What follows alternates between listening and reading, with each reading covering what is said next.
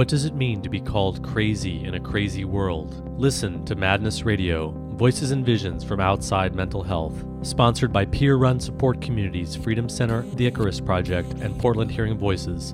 Madness Radio can be heard on FM stations on the Pacifica Radio Network and is online at kboo.fm/madnessradio. Welcome to Madness Radio. This is your host, Will Hall. Today my guest is David Walker. David is a clinical psychologist and mixed-blood Cherokee Indian who has worked for 13 years with the Confederated Tribes and Bands of the Yakama Nation in Washington State, and for more than 4 years worked as a psychologist for the Indian Health Service. David is a singer-songwriter and a writer whose latest book is called Tessa's Dance, and he is also contributing for a forthcoming book on the historical trauma and racist mental health practices in Indian country. So welcome to Madness Radio, David Walker.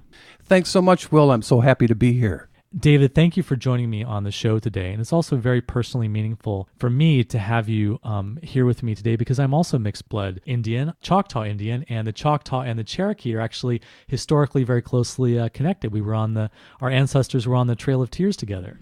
Right, and there were many trails of tears, and that's what we need to remember because there were lots of journeys that people were forced to undergo, moving out of the eastern seaboard and being pushed off their native lands and into the hills and then beyond onto Oklahoma and those kinds of places out to Indian territory. And these experiences are directly felt today in the mental health problems and difficulties in Indian country, and that's one of the things we're going to be talking with you today on the show. And I just wanted to ask you, how did your own sort of journey begin to come out to Washington State and work with the Yakama tribe? Lewis Owens, who was a wonderful writer in Native Studies, I believe out of University of Oklahoma, or it might have been Oklahoma State, wrote a lot about mixed blood and the mixed blood position on the frontier between Indian and white. 60% of enrolled American Indians in the United States have mixed blood heritage. Some of us can't enroll and are what we call disenfranchised from being federally recognized as Indians, and there are entire communities that are not enrolled. The term American Indian and the more politically correct term of Native American are themselves a part of the racist lineage of academia. They are creations. They're actually constructs and words that come into the language in our borrowed language that does not effectively depict the 566 distinct culturally sovereign nations in the United States that are federally recognized, and probably about 100 more that are not federally recognized. So did you go through a personal psychological process in claiming your mixed race heritage and your identity as Cherokee? I absolutely did. As a matter of fact, from the time I was 5 or 6 years old, my grandmother, who was born in Stella, Oklahoma, she relocated to Hendersonville, North Carolina, and many is the summer that we would come visit and go to the Akana Lefty Village at Eastern Band Cherokee, and she would introduce herself to the guides there as a potential relative, and sometimes would be met with somewhat mixed or ambivalent responses in doing that, and it was some embarrassment sometimes to my parents when she would do that. But she was always very forceful and assertive about that, and sent me a beautiful, a fully fringed jacket when I was about 7 years old, which I wore until my arms came out of the sleeves. And it sent me on a journey that involved a lot of searching, and when I came out to work in Indian country, kind of became fully concretized, so I felt that I could really claim my own family connection to our heritage, however people want to put that or whatever people want to think of that. That's so interesting. That makes me think of my mother, where my own Choctaw heritage comes through my mother's lineage, and she was also very proud and very strong about having that identity, although there were many people in her family who were ashamed or tried to hide that, or of course wanted to pass as white because of the bigotry and the racism that people experience. So I'm very grateful to my mom for having that pride and that strength. And David, did it help you personally with your own life problems or maybe mental health issues in claiming that identity? Did you find improvement in your own sense of well-being from really having that sense of who you are? Certainly, the identity of being mixed was part of my own upbringing. It was throughout my adolescence. I was wearing a hat that was just like Billy Jack's. As a singer-songwriter in the 90s, I became involved in a group in Detroit called Dreamcatchers, and we did a lot of work performing to benefit Native American causes, including American Indian tribal colleges, and as I recall, Leonard Peltier Defense Fund. But these kinds of things were part of an internal journey that I was going through, where I've really kind of arrived at a balance these days where I see myself very much on this frontier space that Lewis Owens refers to, where I really feel a strong kinship and a strong friendship and a strong sense of alliance. I don't, make a sort of formal claim to, some sort of tribal standing or this sort of thing, but I'm very identified with my heritage in that respect. So let's talk about some of the impacts that colonialism and racism continue to have today on American Indians in the United States, because in terms of the economic indicators, the poverty, the kind of extreme social problems, and also mental health problems, American Indians today are really continue to be very severely oppressed, and that's one of the things I think that mental health professionals face when they're trying to address Native issues. And let's just talk about what is the scope of that problem. What are the challenges that American Indians are facing today? Well, one of the things that happens when I begin to talk about these kind of issues is it becomes somewhat of a litany, almost a laundry list of problems in Indian country. And I'd like to begin by trying to send out my feelings of respect and honor for Native people in the tremendous strength and cultural resiliency that they've shown in the face of really relentless oppressive forces. And when I say that, simultaneously I can turn to my elders, and I know that I would feel a lot of affirmation in saying that we have major problems in Indian country with, such a high degree of poverty, the highest degree of poverty of any ethnic class in our country. We have the highest suicide rate, especially among young people, where it's the second leading cause of death for American Indian identified individuals between the ages of 10 and 19. We can turn to other forms of violence, that being self-violence, and think in terms of the high percentage of Native women who suffer from violence, 50% higher than African-American males in the United States. And so these are just some of the problems when we really nip into that, and we look at the mental health, so-called mental health practices that come towards Native people from the outside their communities, a kind of practice that comes towards them that in many respects disregards and disempowers their own cultural traditions and tends to revise history in terms of locating a pathology in their brains or in their bodies without respecting the fact of their psychosocial environment and what they're dealing with and the oppressive forces that come at them every day. So you mentioned a lot of the problems that people are facing. What is the roots of that? Why is it that we can trace this to colonialism and to imperial expansion in the United States? How has that impacted the communities? Eduardo and Bonnie Duran put out a book about 15 years ago called Native American PostColonial Psychology, in which they proposed 6 eras of trauma, intergenerational trauma and grief, from invasion to economic competition to war. Then we have the reservation period, the boarding school period, and termination period. And these can be sort of traced chronologically, but they tend to be very resonant with people in Indian country who see things going on with their Native brothers and sisters, especially with respect to intergenerational effects in families. And these are the kind of things that people grow up with. So when we want to look at something, for example, that's been a really big subject of revisionist history has been the so-called genetics of susceptibility to alcoholism among Native people, which is a complete farce and a pseudoscientific idea. There's no truth to the pseudoscience behind that claim, but actually there's a lot of truth to the idea that from a colonialist perspective, there was a concerted and conscious effort on the part of early colonialists to get Native people addicted to alcohol and to develop a market economy that they could distribute alcohol readily to, and that that susceptibility that we're talking about is entirely socially based and intergenerationally learned. That doesn't mean that it's not a powerful force. There's been some decent studies that have showed that Native people become involved in alcohol consumption, do so in response to feelings of powerlessness, that alcohol indeed makes them feel more powerful, or to sedate some of the reactions to the things that are going on around them, such as poverty and displacement, chronic unemployment, and many, many deaths. The life expectancy of Native people is the lowest among ethnic groups in the United States. So one thing that I have observed in working with Native clients has been the frequent deaths in family, close family, that ensue in people's lives over and over. These kinds of things go together, but the message from the mental health systems has typically been one of genetic susceptibility, inferiority, brain problems, this sort of thing. So that's the pseudoscience that's revisionist of these colonialist events that have happened.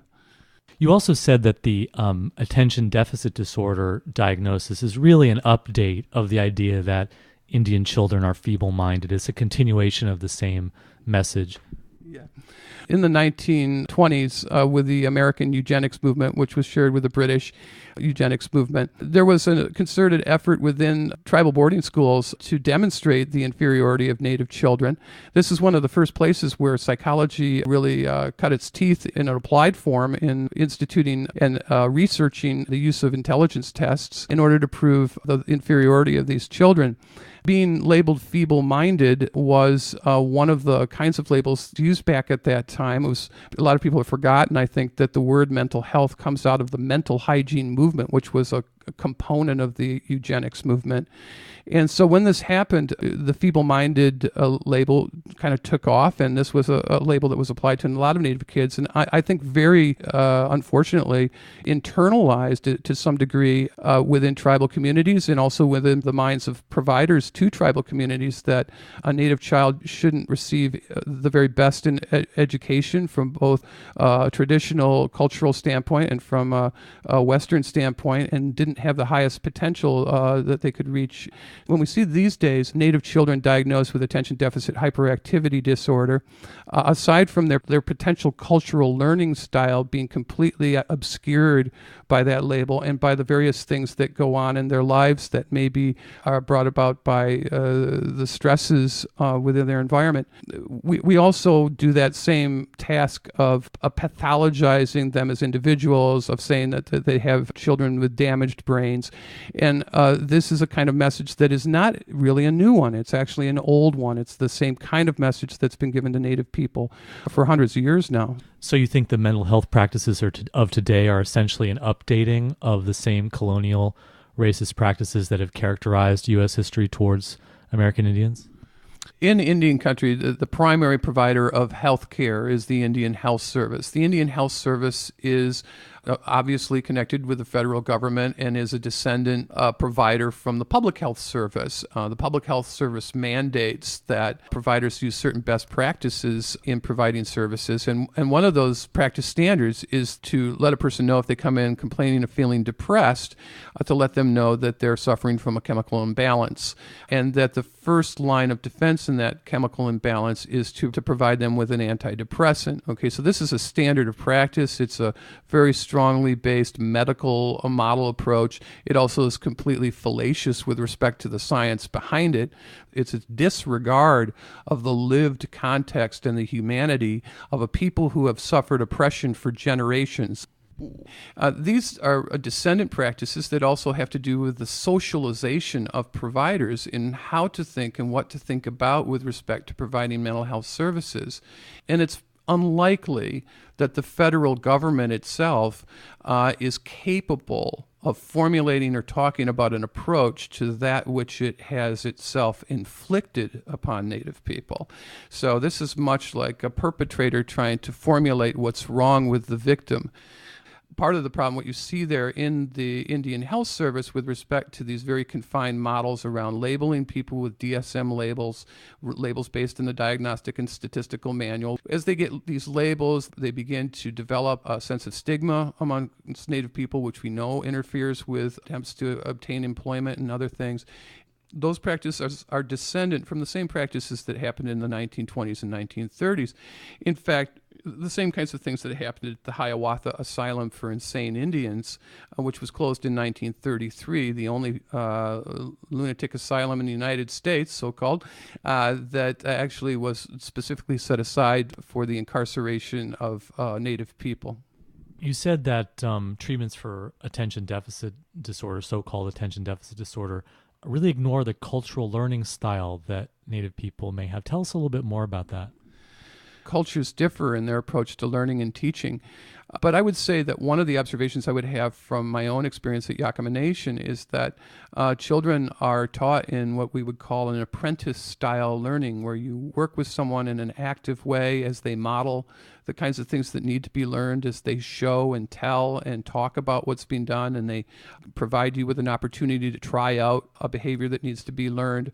So when we put children into the public education system where they face a sort of stultifying, form-based, sit in your chair, do these tasks kind of things, don't incorporate the same kind of learning style, it's a fairly major adjustment for these children.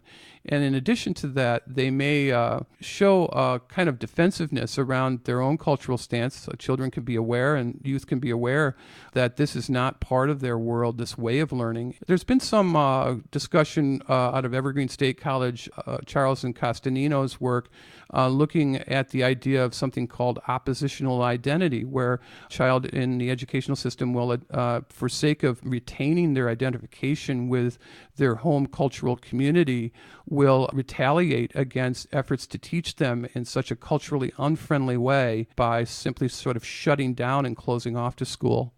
In many of the public school systems, there's a sort of a standard approach towards assessing children who might end up in special education. And ADHD, a diagnosis of ADHD, automatically will make a kid eligible for special education services. Often the psychologists, and particularly people from an educational psychology background, will apply general tests of intellect and academic achievement to Native children, arguing that there are, for example, Native children included in the normative sample for those tests. If you actually look into the category, for example, in the Wechsler tests that are used in IQ testing, you look into the category that contains Native kids, it's actually a category that has an unusual name. It's called Other, and it puts them alongside children from an Asian background, children from Pacific Islands, and lumps them all together. And when you really break out the number of Native children who are used, you see a very spotty approach where families were probably paid to actually put their children in those studies. It's very poor representation of children in Indian country, and not to mention the fact that it lumps all Indian kids from 566 and more distinct communities into one racial category, which is in itself a racist presumption. So the testing that is done to identify kids as having ADHD and other problems claims to have included Native children in the development of the test, but you're saying that's actually a fraud. It's not only a fraud, but it continues to be perpetrated by psychologists who think that they can somehow interpret these tests. The tests in and of themselves are often intrinsically culturally biased. But what ends up happening is kids end up in a special education classroom who could be helped in other ways. They may not be mainstreamed as they're supposed to be. They get the message. Believe me, they get the message that they can't learn what they're being asked to learn. They're turned off to school very quickly. We have 50% or more higher rate of dropout in the high school era in the Lower Valley, in Yakama Nation area. And we also have kids from Indian country being the least represented ethnic group in post-secondary education. And so I see it's another facet of the intergenerational continuance of misapplication of psychology and psychological principles that undermines the future of Native children. You mentioned earlier about the suicide rates being really high among American Indians. Suicide is especially high among youth in Indian country, but I don't want to ignore the fact that we have elder suicide and we have suicides among the general adult population. There's been a lot of thinking about that over the years, but not a lot of really effective intervention in trying to help reduce the suicide rates. I've been pretty actively involved at Yakama Nation in trying to work with the community to think about those kinds of issues. There are things that can be done, and there are things that involve a greater amount of community dialogue. What you see in particular is it's a very difficult subject for people to talk about. The grief and the level of hurt often doesn't get talked about. And so we have prevention programs that are out there. I would really challenge those who are involved to demonstrate how their utility and how effective they've been, because I don't think that they've been particularly effective. Many of those programs are funded and overseen by the federal government and involve a lot of particulars and a lot of sort of homogenization, that's what I would call it, of models that are imported from other places where they don't really work in the particular community that they're being brought into. So there's been some effort through circles of care and other initiatives to improve the amount of dialogue with the community itself about suicide issues. I still don't think that there's very much as far as empowerment in looking towards the importance of culture and cultural restoration, restoring and strengthening cultural identity in relation to school and in relation to the tasks of young adulthood. Native youth have to very frequently talk about having to navigate in two worlds.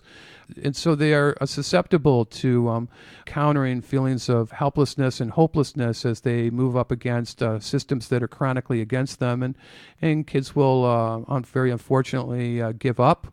It's also true that we do have instances of cluster suicides where we'll have one or two kids take their own lives, and then because of the interconnectedness of the community, kids who are cousins or know these kids who are close to them will then kind of go over the edge and take their own lives. So this just adds to the horrendousness of the issue and the problem. So I don't have any sort of quick solutions to that, but I think we need to speak openly about it, and I do have the permission and support of the elders I consult with to talk very openly about this challenge in Indian country.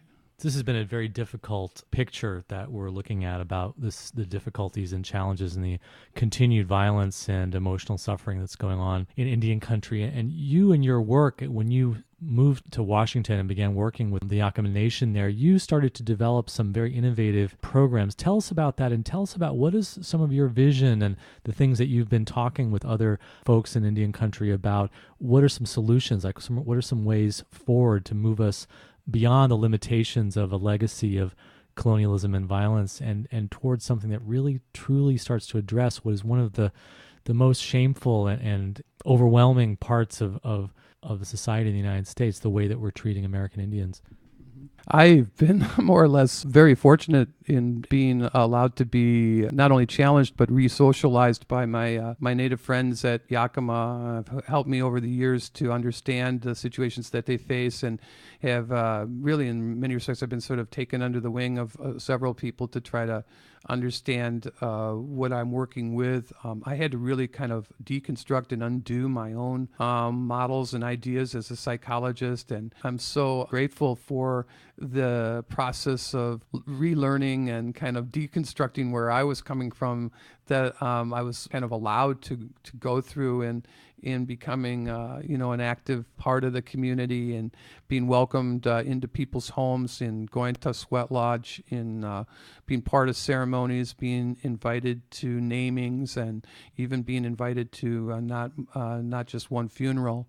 I've always felt very welcomed and helped to try to understand what's going on. And I think that that's a beginning point that we need to do a lot more of for providers. I received no cultural orientation whatsoever when I came into the Indian Health Service.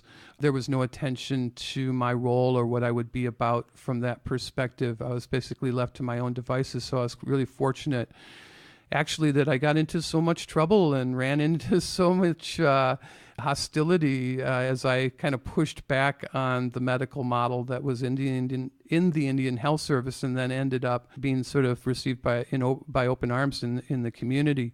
So if we look towards that and we think in terms of, what my vision is a shared vision. My vision is a collaborative vision. My vision is that people who are from outside the communities who are coming in as allies need to work in close partnership and be ready to open their minds and their hearts to ways of thinking, ways of understanding behavior and feelings, and work in a way that's very friendly to the ways that are already there and the resiliency and strength that has been there through so many years. I was very fortunate in being part of a community effort to respond to the plight of quite a lot of Native youth at Yakama, where we had youth who were running away and living in the orchards and didn't have any place to go. They would get picked up as status offenses and often be housed at the tribal jail, which was an absolutely horrific place.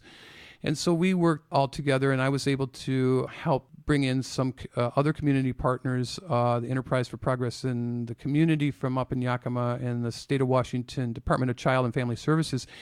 And we developed funding for a residential facility that was basically a temporary foster care model. But we also were able to put into that home programs such as the Daughters of Tradition, Sons of Tradition, which are through White Bison programs. And we also put in language programs, which were very, very well received by the kids there. And the kids really connected up with these cultural components as they were receiving counseling. We had a very a strong pushback model on psychiatric models. We didn't use any medication. We used a lot of love and responsive behavior and helping to de-escalate kids who had been through a lot of crisis and tragedy.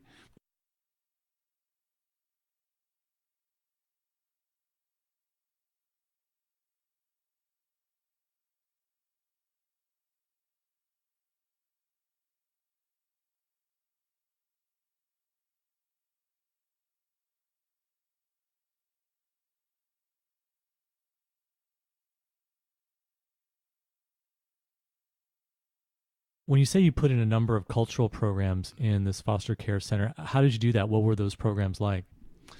Well, the programs themselves, this program, by the way, was called Niktawakt. I'm probably saying it in very poor Yakama fashion. It translates in the borrowed language, what we call the borrowed language of English, into good growth to maturity.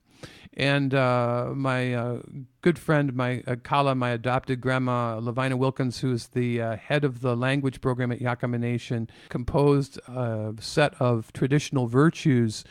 We have virtues like Huyam Timta, which means honesty, Timnaknik, which means extending from the heart, more or less compassion, and a Yaichunal, which means courage, And there's 9 of them. Actually, there's 12 now at this point, basically one for each month. But we help the kids learn all of these as sort of a centerpiece for them to connect to in their traditional ways as to how to behave as a human being. And the program was short-lived. We were able to help about 12 youth, but we kept them out of the tribal jail. One of those youth, by the way, went on to college. We've had a number of those youth that we've heard really good reports on. It was a very, from that standpoint, I think it was a success, although I was the one who ultimately had to pull the plug on the program because we didn't have adequate funding.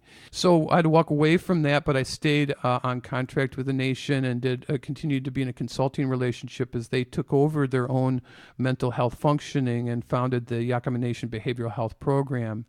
And that's a really great thing, that when tribes are able to take over self-management of their own mental health function. But I think I should be very, very clear that when they do that, they have to propose a model of care that literally duplicates what the Indian Health Service already does. They have to use the Indian Health Service manual in the setup. They can add on to it, but there is still that very strong biopsychiatric medical model embedded within what tribes try to take over self-management of. So the self-management kind of piece becomes somewhat of a mythology from that perspective.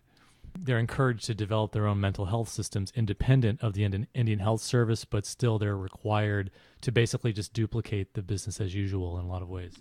Yes, and this is very unfortunate because they will then move towards a grant-type-based interaction with Indian Health Service, and Indian Health Service will have the role of approving augmentations to the models that they use.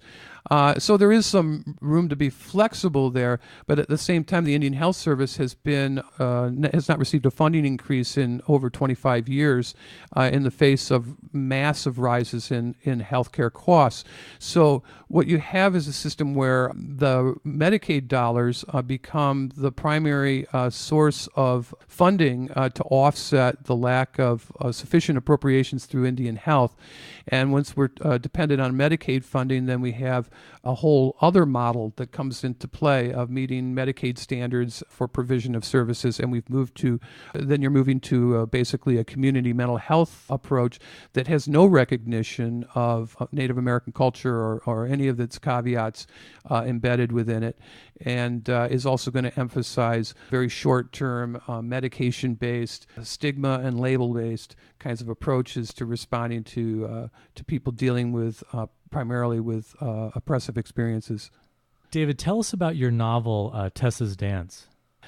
Tessa's Dance is it is a form, from my perspective, it is a form of my effort to make intervention. And the intervention is not exactly going towards the Native community. It's going to people outside the Native community to alert them to the kind of issues and things that especially youth deal with on the reservation, and using the template of my own experience at Yakama Nation. So we have somewhat of a curmudgeon psychologist in there named Rhett Barlow. We have a strong-hearted, strong-willed Yakama Indian girl named Tessa Nashatawit. That's my effort to put together a word from the Yakama language that would mean love child.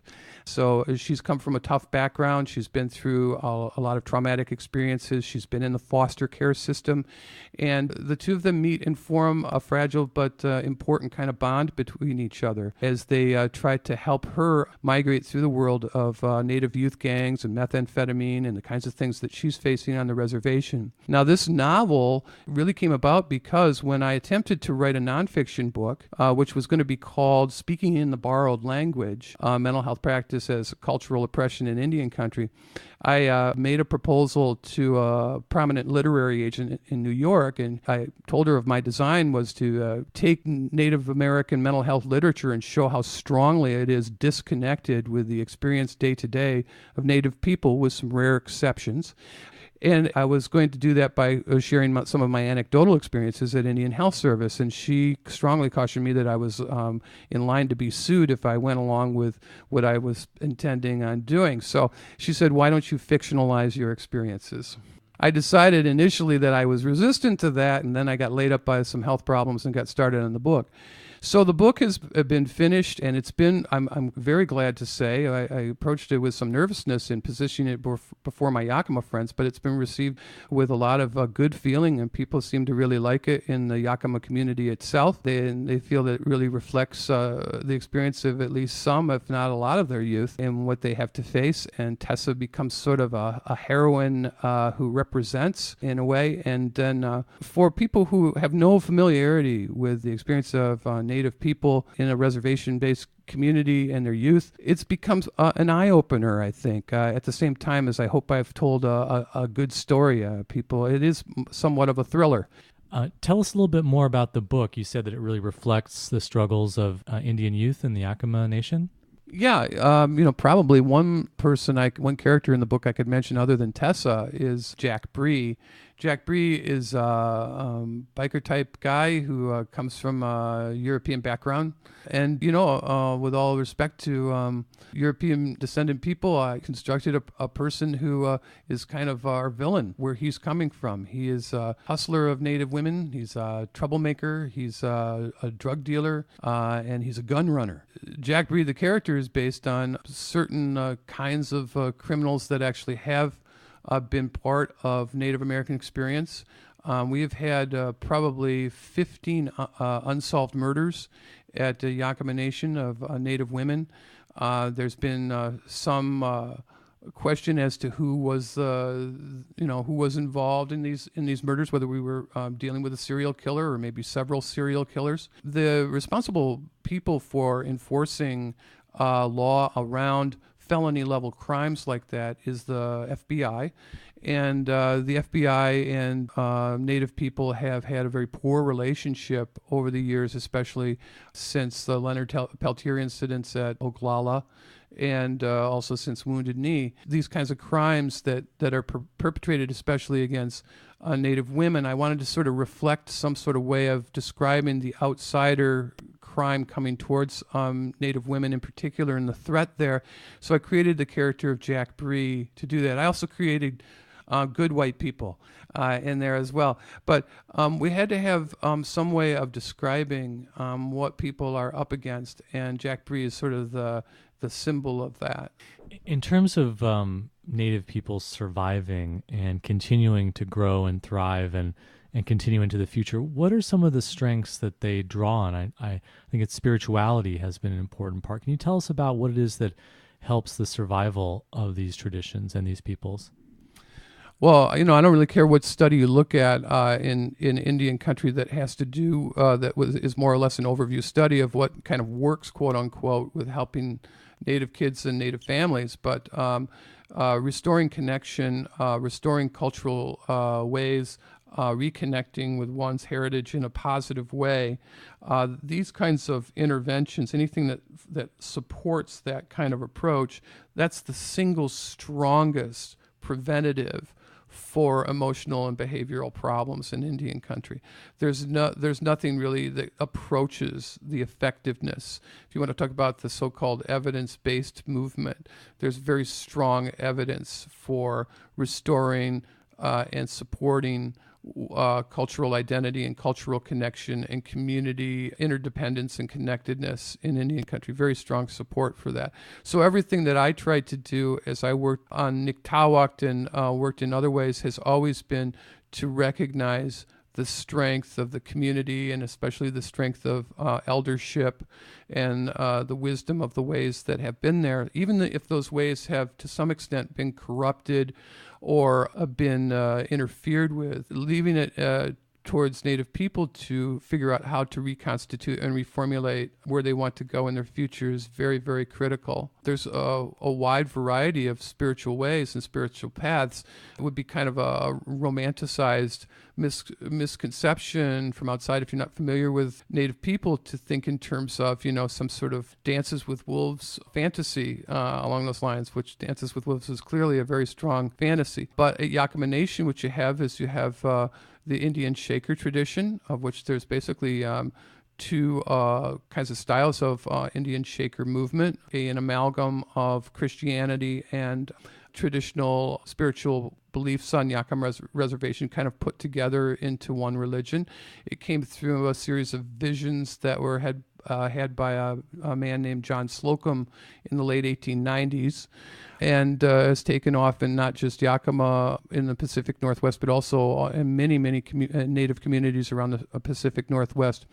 We also have the Seven Drums tradition, or Washat Longhouse tradition on the reservation. And there's other traditions as well. There's people who are very strongly Christian, and there's a strong Christian community at Yakama Reservation. But it's not what's reflected in the sort of romanticized depiction in film that is sort of another form of sort of eye candy revisionist history, although I think Dances with Wolves is a very pretty movie. One of the tools of extermination of Native people has been suppressing language, and it seems that that's a very important way of oppression and control, and really enforces a certain worldview, because language contains a certain way of seeing reality, really. And so tell us about the American Indian languages and how important that is for regaining mental health and this process of decolonialization that we're talking about. Yeah, I'm really glad you asked that question. I'm speaking with respect to my Yakama friends. I'm currently speaking in a borrowed language in relation to their own language.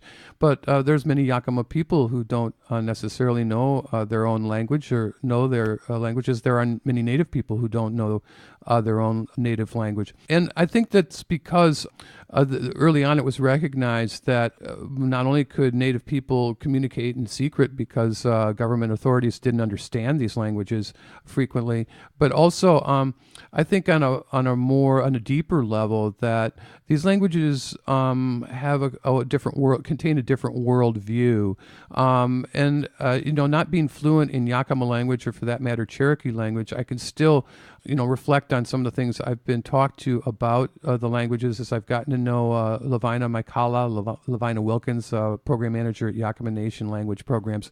And she talks about how strongly descriptive the words are that are inside her home language, which she grew up speaking. And if I was to look at one of the words, Pinya Iwat Kwa'alani, which is one of my favorites to say, and it's one of the only ones I seem to say with any form of accuracy, although there's probably people out there who are cringing right now. That is a word that denotes, in the borrowed language of English, he or she gives it all away. And that speaks to a kind of humility alongside a kind of service to others that involves both self-sacrifice and leadership. I think that if you think in terms of a model of leadership that involves simultaneously service, humility, and self-sacrifice, and when this is explained to me, of course, Maikala is always clear to say I can't quite get at it in English language.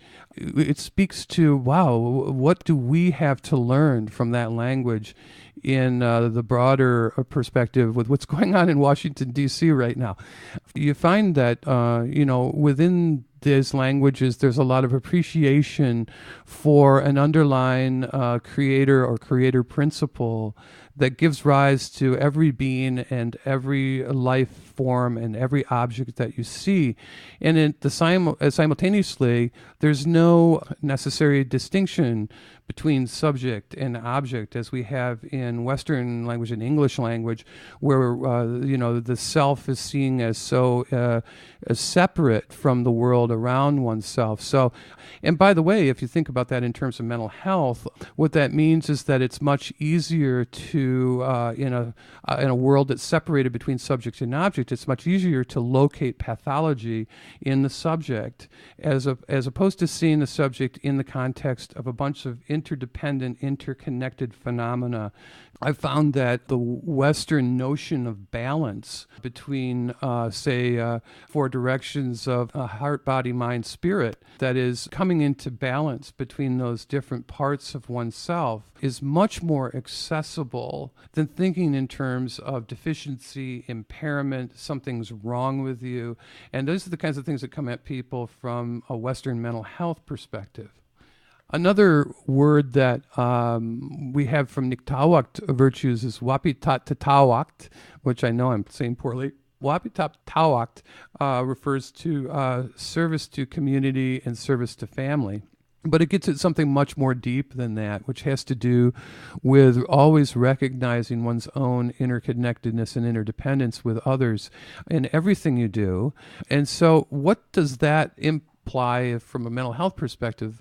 People who feel disenfranchised, people who receive a sense that they're invisible when they walk down our city streets, that they don't exist, that's fairly crazy making. If we had Wapitat-Tawakt in our urban communities, we might see that people would be responded to in a much different way. They would be recognized and legitimized as fellow human beings. Okay, so this virtue that Lavina came up with is really important in helping a person think about restoring their own sense of connection to others and their own sense of being seamlessly integrated into the community itself. David, we've been talking a lot about the transformation and the potential for change in Indian country, and at the same time, what do you think that Indian country has to offer the rest of American society in terms of helping the rest of U.S. culture to go through change and transformation? What does it have to offer? Well, I want to respond to that question first by mentioning just how offensive and upsetting it is for Native people to witness or see their cultural practices appropriated by people who are not part of their community and have no connection to their community. And this is something that's people profiteer off of. People write books about the New Age shaman, the plastic shaman. I think people should be extremely wary of the idea that I would have any, I would approve of that or think of that was a good thing, because I think that's a very ugly phenomena that's going on. I think also, though, it's good to look a little bit beneath that and talk about the kind of longing that is being reflected when those kinds of movements and attempts at cultural appropriation happen. They're both an undoing of a colonial experience and what actually went down and what actually happened to people in Indian country, and they kind of another form of revisionism. But they also reflect a longing, a kind of desire to sort of a reverse assimilation. I wish that I could somehow, if you look at Dances with Wolves, for example, I wish that I could, as a Euro-American, I could somehow become Indian, thereby undoing the history of oppression and colonization that's happened.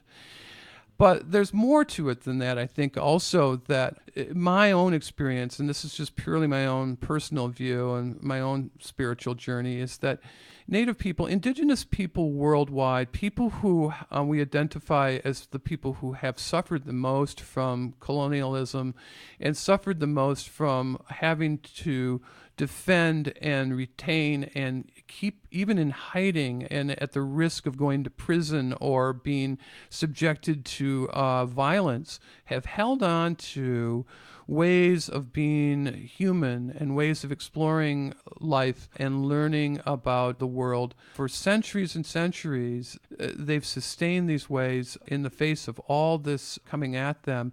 And I think in that way, once you come to know some of these practices and some of the ways that people approach the world, they're so admirable that they can't help but affect you and cause you to see your own life and how you want to live in a different way.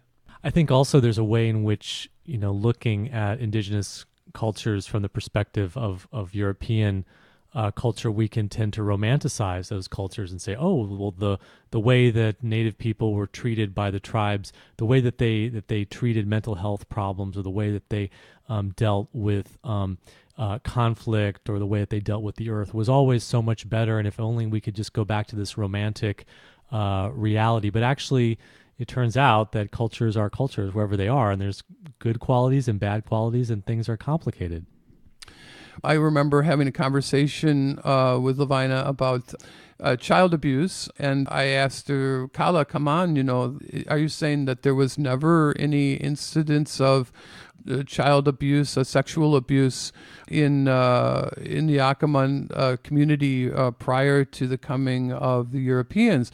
And she looked at me for a moment, and then she, as I recall, she told me, well, yes, occasionally, every now and then, there might be such an instance, but provided the elders were in agreement, the person who perpetrated that wouldn't live past sundown.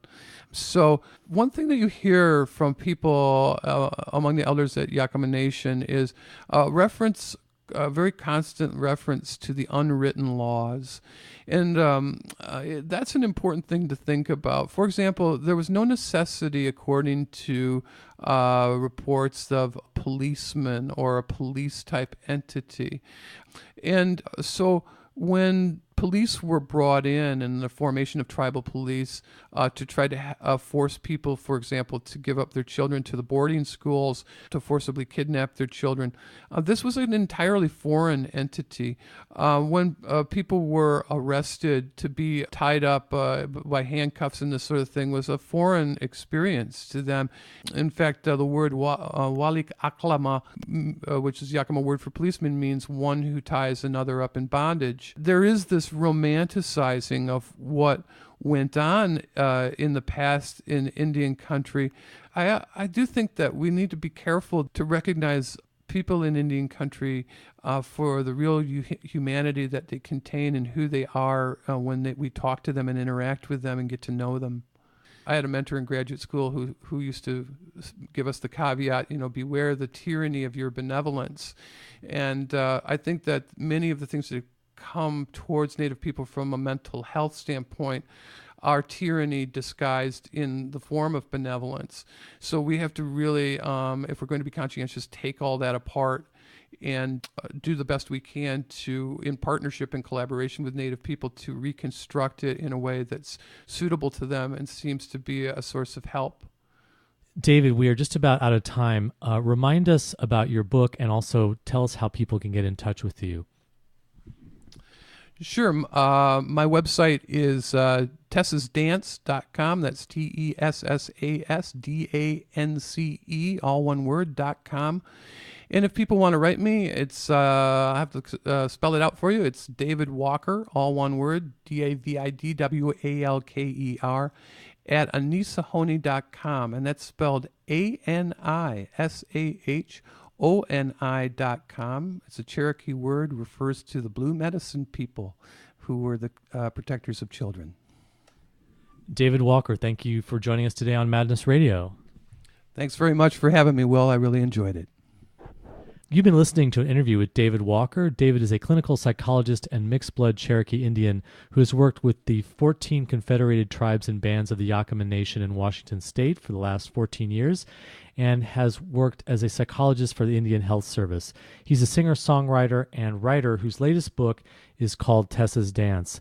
That's all the time we have on Madness Radio. Thanks for tuning in.